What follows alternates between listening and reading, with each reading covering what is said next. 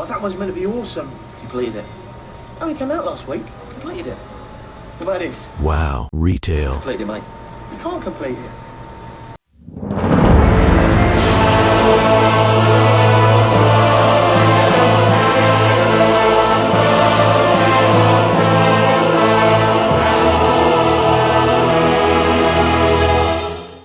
G'day, Devo here. I've seen a lot of these videos going around with WoW challenges such as Gold Locked, Dungeon Locked, even Fish Locked, and I felt like it was about time for me to jump onto that bandwagon because I'm not a bandwagoner at all. And given the fact that this channel last uploaded videos a couple of years ago, which went great, I said to myself, well, how can I put my own spin on this? And this is what I've come up with. Even though content comes out regularly, I'm going to try and get as close to 100% completion as possible. And I've also been looking for an excuse to play some Legion Remix, so why not? But first, we need to give our guy an appropriate name. Something that's more befitting of the challenge. Introducing Full Clear, and he's going to be the first of our cohort of characters that I'll be using to get as close to 100% as possible. Now, I do realise that in Legion Remix there is some things removed such as professions and fishing, and that's why we will be using these alternative characters over time, and you might even get a sneak peek at one towards the end of this episode. So without further ado, let's get into the world of Warcraft.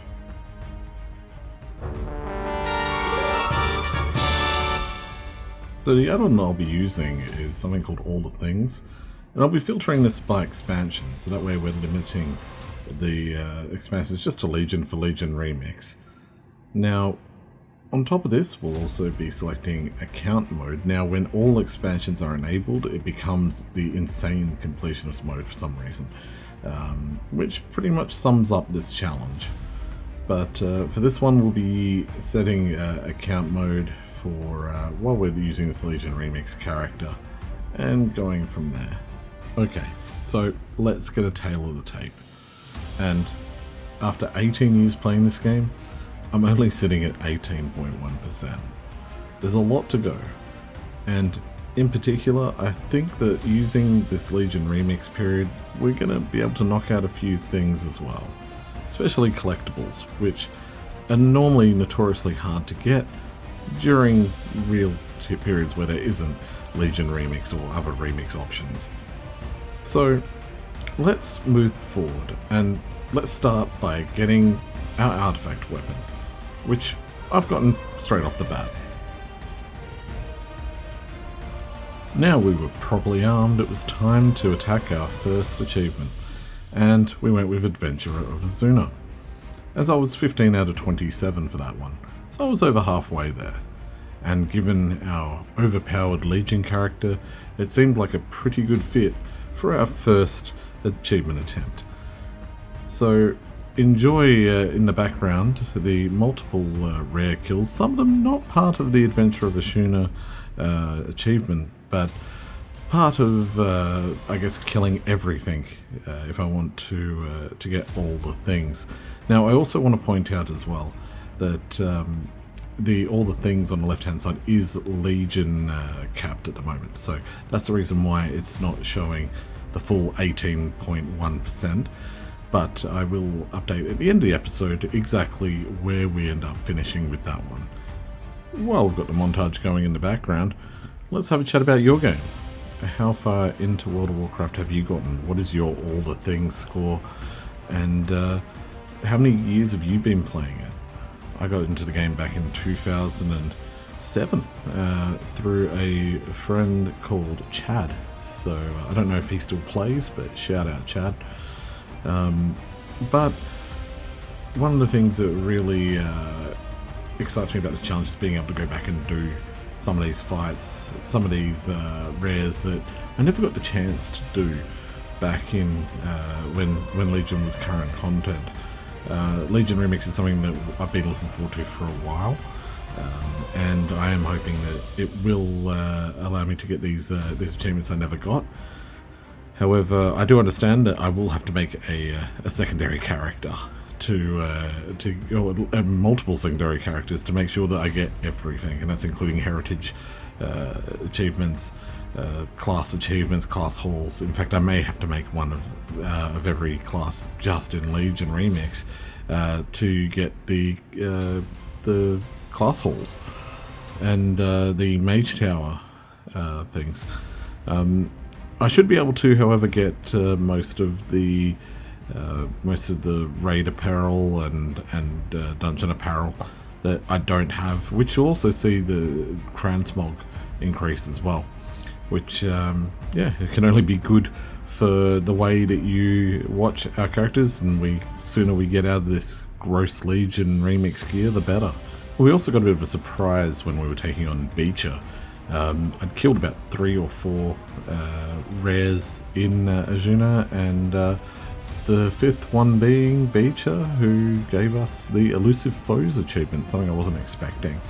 But we ended up wrapping it all up on Ted and Marius, I think it's Ted and Marius versus Felbats, and that got us the Adventurer of Azsuna achievement, the one that we were going for.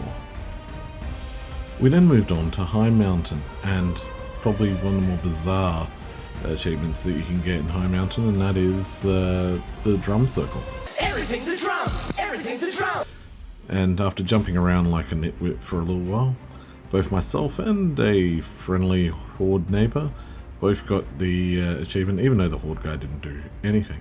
Following that is one of my favourite achievements to get in Legion, and one that I never really got around to, particularly because one of the main ways to win it involved getting a toy from the Mr. Pandaria remix, which I now have. So the toy in question I'm talking about is the Gastropod shell, and after multiple attempts to try and win this achievement, which is called Zoom, I found via Wowhead that the only way to really do it is to use the Gastropod shell. And that allows you to control Jerry the Snail, who I use to destroy the competition, and allow Zoom to win the race. And as you can see, there is the Zoom achievement. So with that out of the way, there wasn't too many achievements left in High Mountain, besides the Adventurer of High Mountain. So cue the montage as we take on a whole bunch of extra rares for the next minute or so.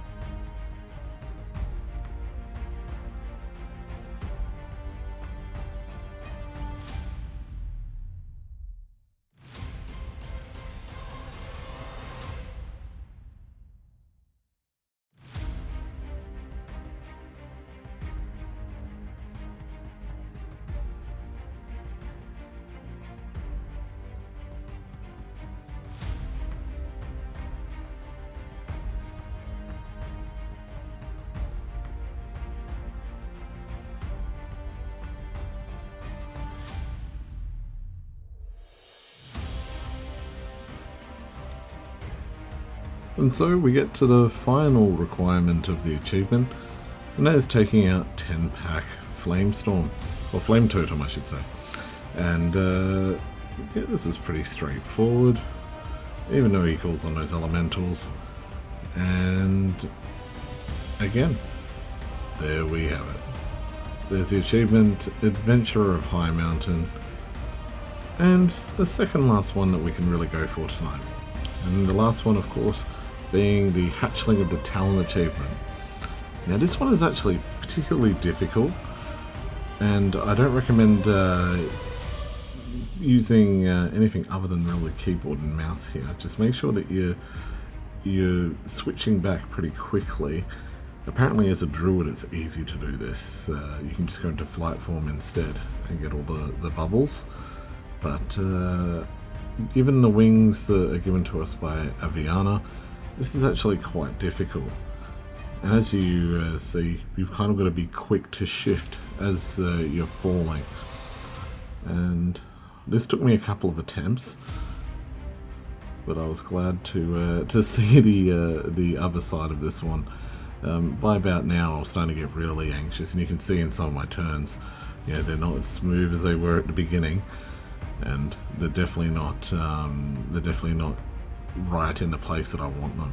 But I tried this weird multiple turn technique there, and this is really where I was getting anxious.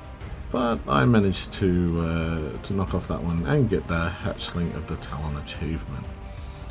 Which brings us to the end of today's episode. Okay, so you're probably wondering just how much of a dent did we put into all the things. And we've gone up from 18.1 to a modest 18.19, so almost 18.2.